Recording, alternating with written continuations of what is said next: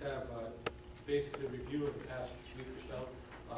Last week, concluding on Thursday, we had our book fair sponsored by the Parents Association, and there were certainly a large number of volunteers that came out for that. Really spearheaded quite a bit. I think Jamie Gotham was here just about every single day and all day long. She did a great job, and again, all of our volunteers. And there are just so many. I know I'm going to miss a bunch of them if I go beyond Jamie. Also, last Tuesday and Wednesday, we had our grandparents' breakfast. We had over 200 guests in the building. It was an absolutely fabulous turnout, and really a huge thanks to Kathy and her ladies in the cafeteria. They did a very nice job. Things went very smoothly. I don't think we ever had a line more than 5 or 6 people deep to actually go into breakfast. So again, it worked out very, very well. And I would tell you all about the training on ABPR, but my head's still spinning from last week, so I think I'll avoid that at all costs.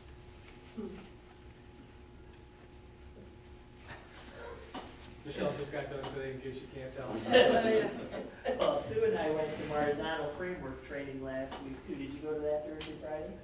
So we've done APPR, like teacher evaluation training, and today we're talking about SLOs, student learning objectives, and who's going to have to do those, and local assessments, and how do you develop them, and plus that on top of Marzano, and trying to figure out all of that, and Common Core, and I told my staff today when I met with them, my head is just buzzing. And I went in for an observation after attending several of the trainings and a visitation that we did. And it's like, you can see how pieces make a lot of sense. And I think it's going to come together. In my mind, it's kind of starting to come together. But it's truly overwhelming to try to wrap your head around everything that you're throwing at us right now. So knowing that, John Hogle and Terry Remington and I, on behalf of the tech committee, went to Colton Pierpont and visited, just to add one more thing to think about. But over in Colton, they started a one-to-one laptop program. It's an initiative they have that every 9th and 10th grader, they actually were going to start with just 1 year, and they were able to finance enough for 2 years. But they only have 26 per grade level too, so 2 grades is about, it's about 70 people more than one of our grades. But they spent 2 to 3 years researching, getting the infrastructure in order, doing some staff development for their teachers on how to move to every kid having a laptop, getting away from having textbooks and going with e-textbooks, making their lessons revolve around using a laptop to do more research on their own and more creativity on their laptops. And so their 9th and 10th graders all have a laptop. And I believe Sue and I, John and Terry have to sit down so we really go into it in more depth at this point. It's just in the thinking and the fact-finding stage at this point. But it was kind of fascinating, and a lot of our teachers are very technologically savvy and use technology in their lessons. Some have to go, well, all of them, unless they have the cart, have to go to a computer lab, and this would allow them just for the moment within the class, okay, open up your laptops and let's go do this for 10 minutes so they don't have to move their whole class down. But it has saved them money in the sense that they're not replacing their computer labs with desktops. They're buying laptops for their kids. And where at first they thought they were going to give it to the student and they would take it with them when they left, now they're leasing them, and they're good for about 3 years. They think maybe more. It's about $450 a machine, the device they're using.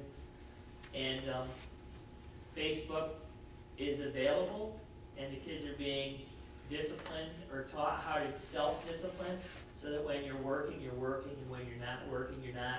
That there's a time and a place, so that was it. So they haven't hid their, buried their head in the sand and say we're going to pretend that it's not there and the kids can't see it. It's there and the kids have access. But if they're using it during class and the teacher catches them, then there's a consequence because of the behavior.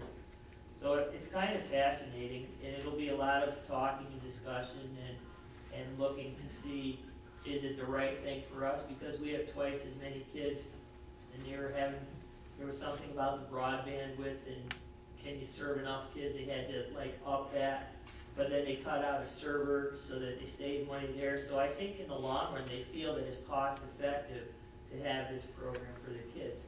And of course, John went around and talked to teachers, and one parent that works here said the kids were told, make sure you bring a laptop to class that day, we have visitors coming. So I don't truly know how many teachers right now in the first year have gone gung-ho into it. They have some, but it's like any new program and change. You've got to give teachers time to get comfortable and to move forward with it. But like I said, I think our staff likes to use technology and would appreciate every kid having one. And one of the nicest things about the laptops they got is that it has 2 years of 3G service with it too. So if they live within cell service area, they have internet access at home at no cost to the family. At least for Tuesday. I said to Joe, well, what happens after? We'll deal with that when it gets there. But they figure 20% of their children do not have internet access at home because they're outside of a cell tower range. But that's 20% more than had it before they got the laptops. And they can still do research at school, and like the little flash drives, the kids can collect their research and go home. They still can write and do their papers on the computer and then bring it back. They share though, like they just shoot it off and share it virtually. There's no paper, so they've cut back on paper use quite a bit. So we'll continue to look into that, but I just thought I'd share that. The other thing that I wanted to present, and I put it on the share drive. If you look on your documents, you're going to find that there's one that's called Play-Doh Solutions Wheel. If you open that up, you'll see that there's a wheel that demonstrates all of the different possibilities that we're looking into that could be serviced through the use of online or virtual learning programs. I'm looking into 3 different companies, but I will be continuing to look if that's a direction that the board wants me to move. But this curriculum, did you find it? It's like a green wheel? Okay. All of those programs. I didn't send it to you, I don't think.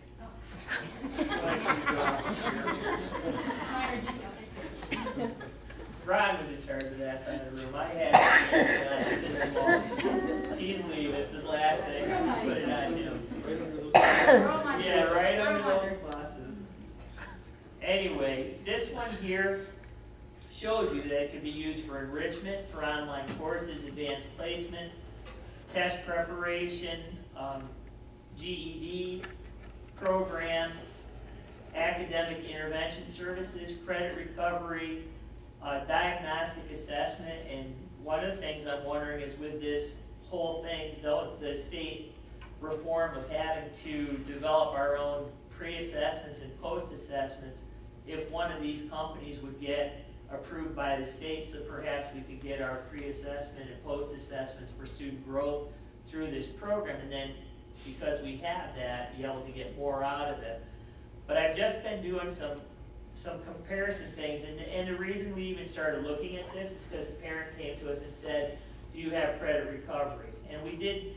So then first of all, we had to figure out, do we have credit recovery? And according to the law, it's 100.58D. Credit recovery says that you have options, and one of them is to go online and do this kind of credit recovery work. But another option we may choose is that a student repeats the course that they failed. So as long as we repeat English 9 next year, we don't have to provide another means of credit recovery. The credit recovery is taking the course again next year.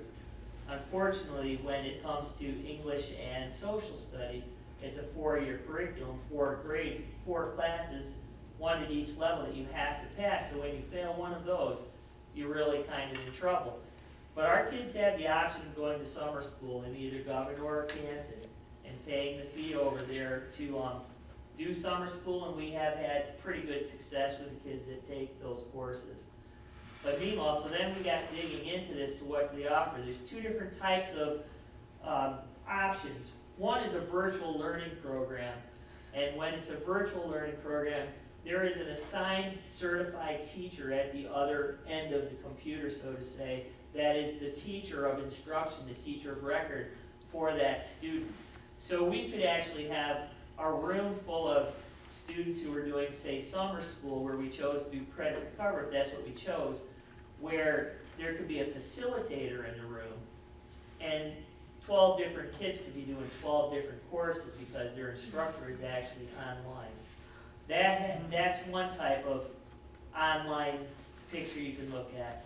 Another one is an online course where there's not a teacher at the other end. The content teacher is within the classroom. And what this would allow is, like, say one of our reading teachers was doing a reading class, and she has 10 to 12 kids in that class. She might have 3 kids that have a specific issue that she'd like to work with those 3 kids. Those 3 kids could be in a small group with her, and she gives them, 1-on-3 instruction. Meanwhile, the other kids, she could have set them up in a unit where they have a weakness online so that they could be getting instruction and working at the same time. So it kind of would individualize instruction even more in that kind of a setup. I mean, that's 2 ideas. Another idea on this program is that our 5th and 6th, 7th, and 8th graders, if they fail 2 classes, are allowed to come and take summer school. And it's about 12 days, 3 hours, and it's not very specific to the curriculum. These programs are mastery-based, so that they would take a pretest. Whatever a student shows that they have already learned, they would not be asked to redo that. So then you're going to see where are they still failing, that they need to learn these things. That's what they would work on throughout the summer. It could take them the whole summer to get through the program, but by the end of the summer, they would have shown mastery on all of the content in ELA for 7th grade if that's the class they failed, or math if that was the class they failed.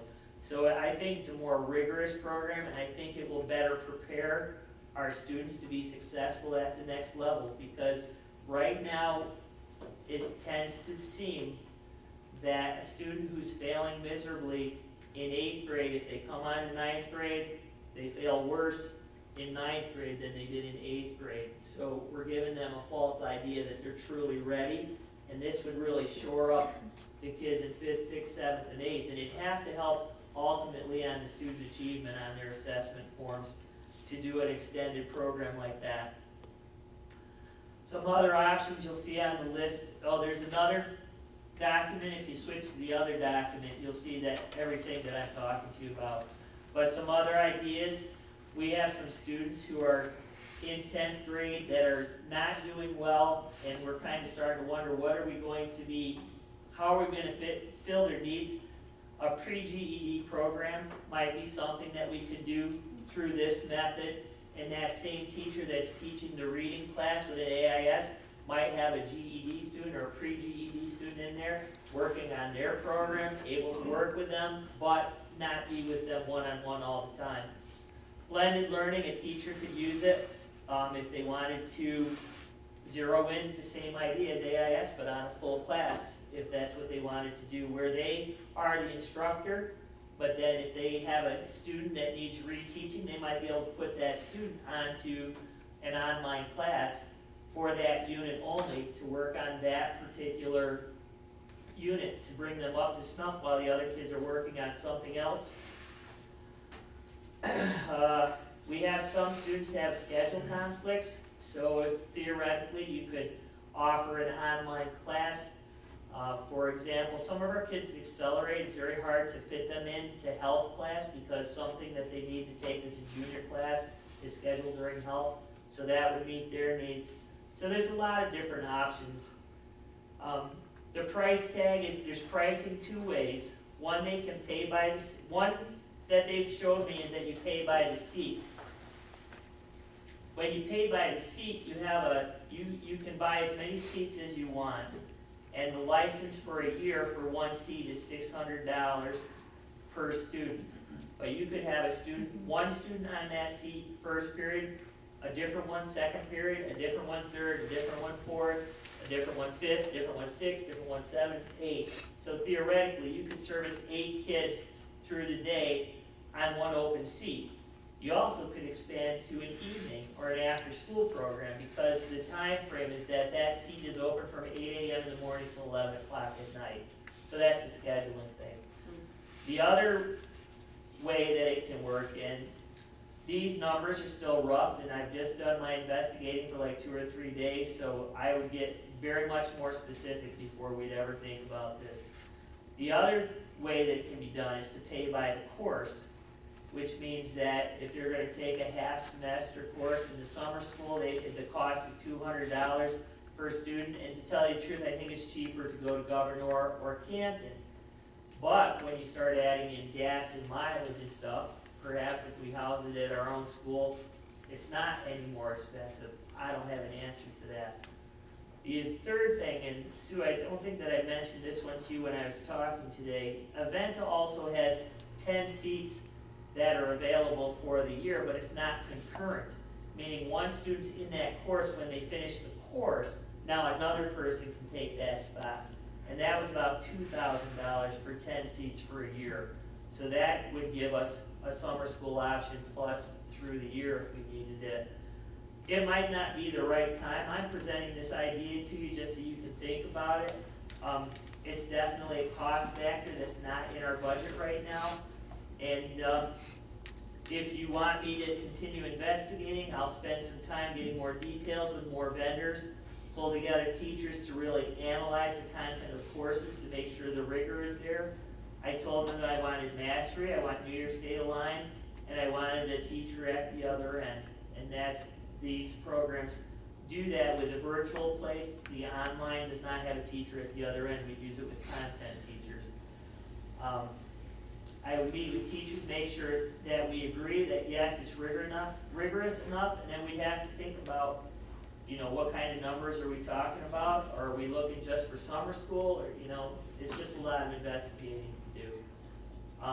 Because the budget is so tight, you know, and the times are the way it is, it might be that we think it's a great idea, but let's hold it off and look at it again on the back burner. But from a summer school standpoint, for the 5 through 8s, we do spend money on a summer school teacher anyway. I do think that this would have a strong impact on changing how prepared our 5th, 6th, and 7th, and 8th graders who should be retained because they're failing 2 classes, as far as really preparing them to go on to the next grade. That would be the thing that we should probably look at the most.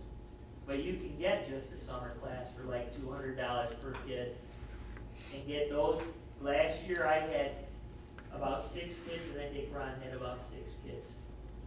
So we're talking about 12 kids times 2 are 2,400 plus the cost of the teacher to oversee the program.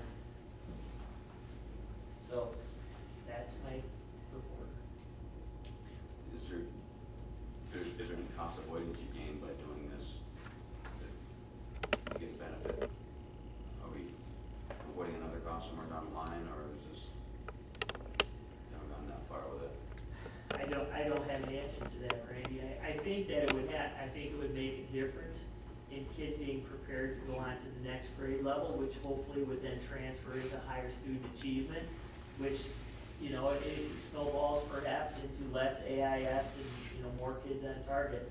I can't tell you that for a fact. I can tell you that in North Carolina, when I was there, I brought in, they had North Carolina Virtual Public High School, and it was free, actually, provided by the state down there.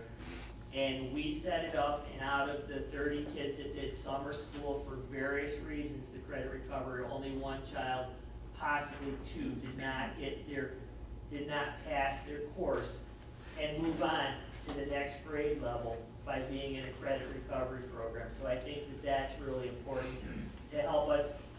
In 9th grade, when kids fail, if they don't get back on target pretty quick, chances are they're going to tend to be the dropout kids. So that would be a reason for credit recovery to be an option for those kids. I mean, and I don't want, we should make our decision just go ahead and cost and there's a benefit to it also. Right. But the proper time have to do with the kind of cost benefit side of things. I think it's definitely Principals very are really idea. an interesting Yeah. program, for sure. Anytime you can help a student, you know, missing maybe just one or two who doesn't have to lose a whole year. And if they may have had a bad couple of months, who knows?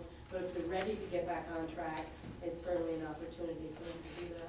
Well, if we check, we do send kids to Southwest Tech for the GED program. We took it out of our building, and it was a different structured program. If we really look into it and feel that we could service our own GED kids here while maintaining the behavior, you know, the atmosphere we want in our school, then that would be money we're not paying towards BOCES, that we'd be paying towards this program and benefiting kids. Perhaps more than just the GED kids, because those kids could do seats in the morning and then go to their work-study program at Tech in the afternoon. Now that frees those seats up for somebody else, depending on how we do it. Any other schools in the district or in the area doing it? They're actually at our last high school principals meeting, they presented this. Some of the names they threw out was NovaNet, which I haven't, the lady's calling me back sometime this week. Plato was one that another group was using. Brigham Young University was another one that was being used. Accelerated U was another one, another name that was presented to us. So there are several different schools using different options.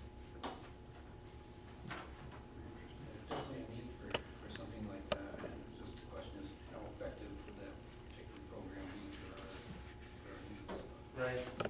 I mean, if it was a high school student taking it and using a credit recovery option instead of the summer school, then they would take the Regents exam again in August, I would assume. And I would think that if a student had failed like our Global 10 Regents in August, to put them into an AIS period where they could be working through the credit recovery program would be another good way to prepare them for the test in January. And the point is that like Shelley Cobb could be in that classroom with history kids that are U.S. history or global, both doing their credit recovery at the same time and giving them the extra help they need if they need support. So, of course, science department, they don't need AIS, do they? Must be universal.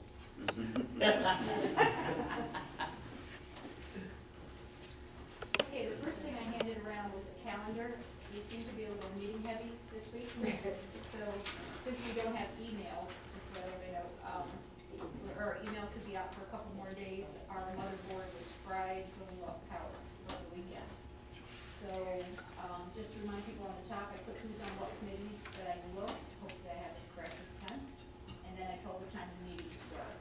So just make sure you check those because we have elementary higher 2 nights this week. We also have negotiations for the first time. So check and make sure if you're part of those. That's okay. We'll discuss that.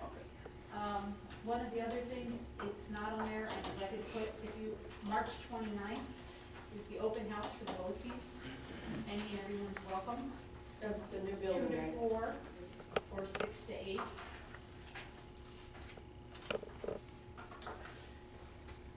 And hopefully we'll get something else more on that other than just the times I haven't received the brochure yet, but I heard there's one now. I did get one in the mail, Oh, and you I did? forgot to bring it tonight, Okay. but I did send an email to everybody, but that's all it said, there wasn't Right. any more information than that. No, it's at the new BOCES Oh, there on here. Canton, Route 11, where the St. Regis nursing home is, St. Regis. United Health. United Health is just, they have no business.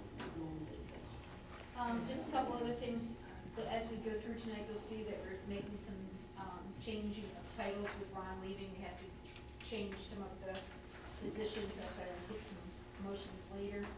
I also sent around the forum results. As we know, last week, Tuesday evening was our, Wednesday evening was the forum. I went out and just did a general introduction, let them know that the board and the administration were not part of that it was presented by BOCES as neutral people coming in to allow people to speak with what they liked, what they would like to see changed or altered or added.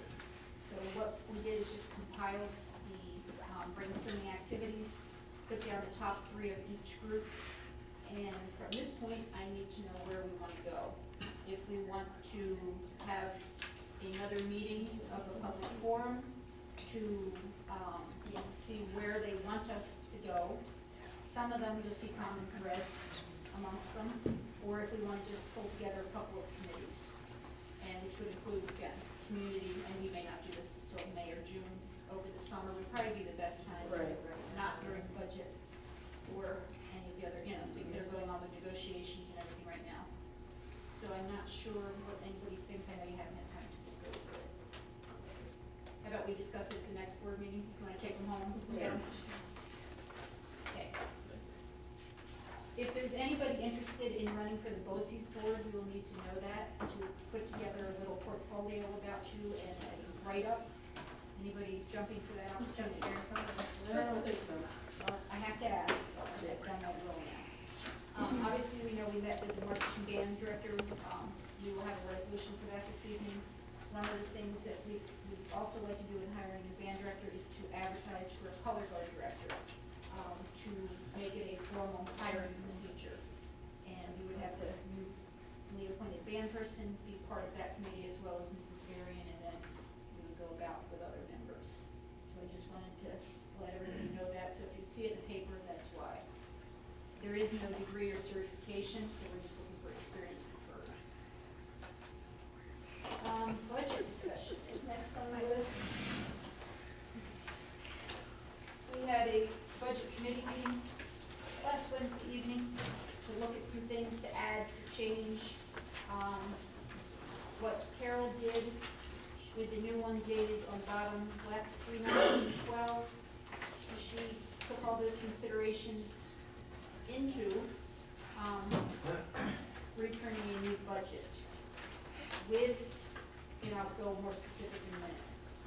With what she currently has, we have a $12,391,242 grand total, with using fund balance of $751,368. So I know that we had a couple of questions. I will go through them briefly or quickly. If you have more questions, feel free to ask. And Carol, if you want to hop in, feel free to. I won't stop you. First question, if we want to go to under the legal staff, page 3, I was asked as to why that had gone up a couple $2,000. The reason being that we included our annual visual inspection under that category. It had not previously been there in the budget, but it's been in the budget just somewhere else. So that was why that particular line went up. When we go to page 4, under instructional administrative, under testing coordinators, you'll see that it says 0. The reason being that comes through our BOCES bid form. So it's mandatory that we have all of our tests scanned by BOCES, and we now have a fee that goes along with that. So it's not in our general budget, it's when I do the BOCES order form. That's why that says 0. Under research and planning, Title I coordinator has 0. We also have contracted for next year to go back to the BOCES Title I coordinator position. So it says 0 under this part of the budget because it'll be picked up later under the BOCES. It is a state aidable position too, just to let everyone know. One of the things that the committee had discussed, I'm on page 5 now with lifeguards, is a common theme that we keep hearing is to add swimming back to the community.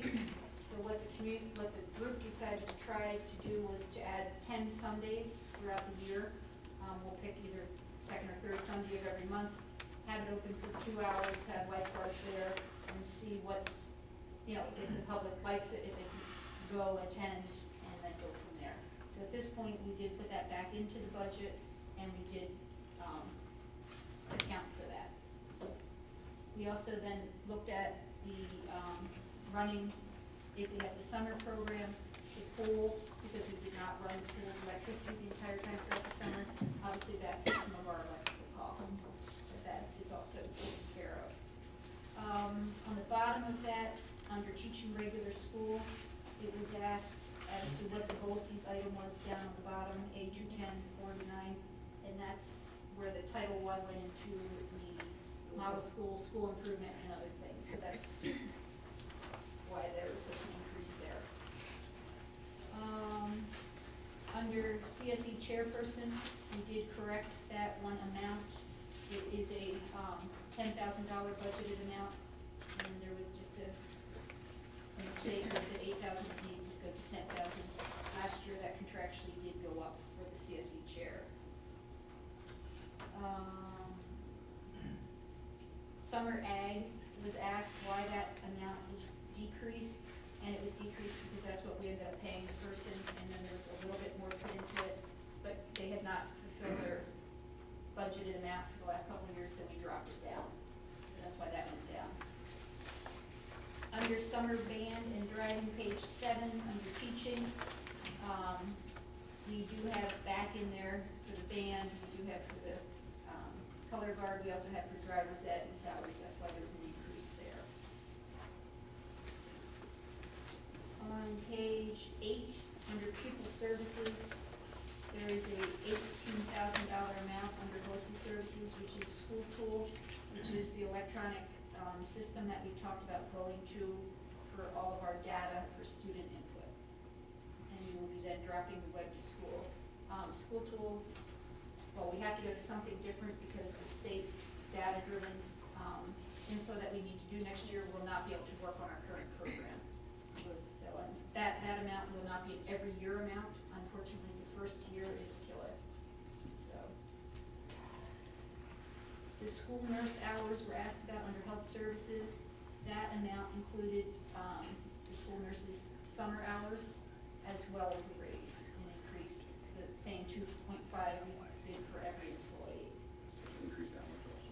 Yeah, well, it's not increased, that was in a different place in the budget for summer hours, where she had to come in and do paperwork, immunizations, records, those things for the incoming students. Okay. So that's where that came from. Under transportation, page 9, under transportation salaries, there was a decrease, and the projected amount in hiring our transportation supervisor was less than what we actually ended up paying, so you can see the decrease there. That is why. Under transportation, under salaries, though, you will see an increase of about $70,000, and that's because we've had to add several extra runs, whether it be for homeless students, help me here, Carol, our special ed runs.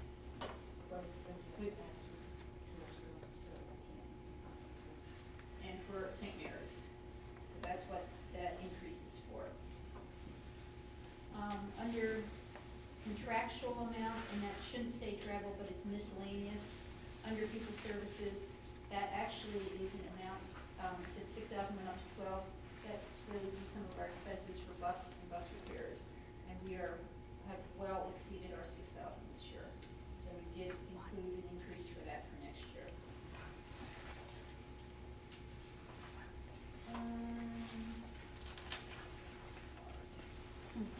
Page 11, central service operational.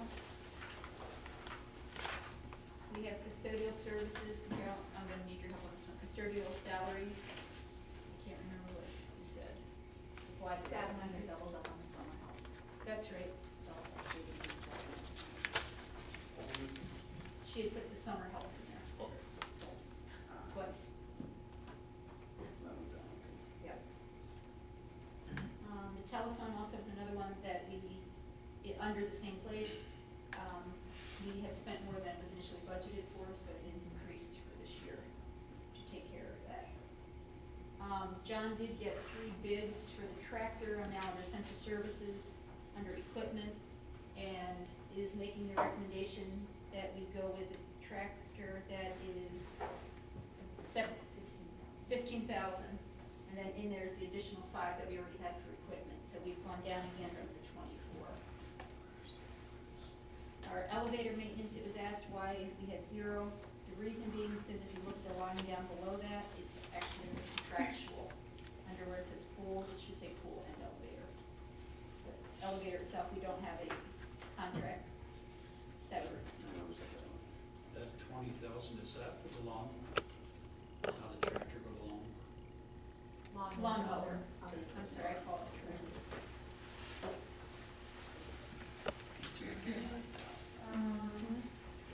Our buses, I think that hit all the questions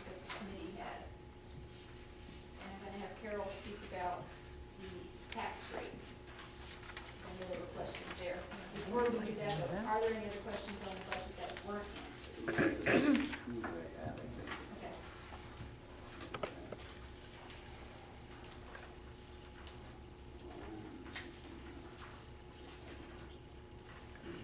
On page 5 Of the new or the old? of the new,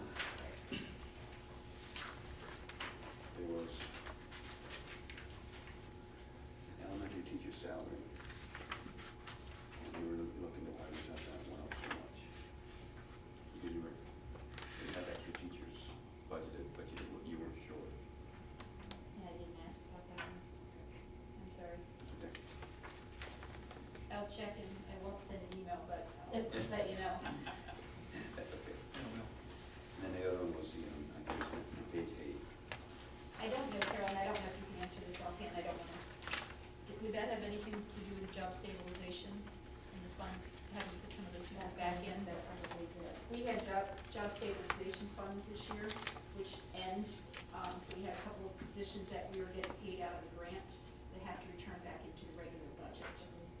My guess would be that is why. Okay. But just verify that if you. Yeah, I will. I think that was the only one. Everything else we talked about. Anybody else have any other? Why the big decrease in the librarian salary and big stuff? What we ended up doing last year, Mrs. Bailey went to, she isn't a full-time employee, let me go back up 2 years. We initially had 2 people in her job. She worked 3 days a week, another woman worked 2 days a week. When that woman left us, Julie ends up working now 4 days, but well, she works 5 days, but she works AM, PM, and then a full day. So she basically still works 3 days, but according to law, we have to have a librarian in the building at least at some point in the day. So she still wanted to work less hours than full-time, so it met our needs to do it that way, and it's been cost savings for the district.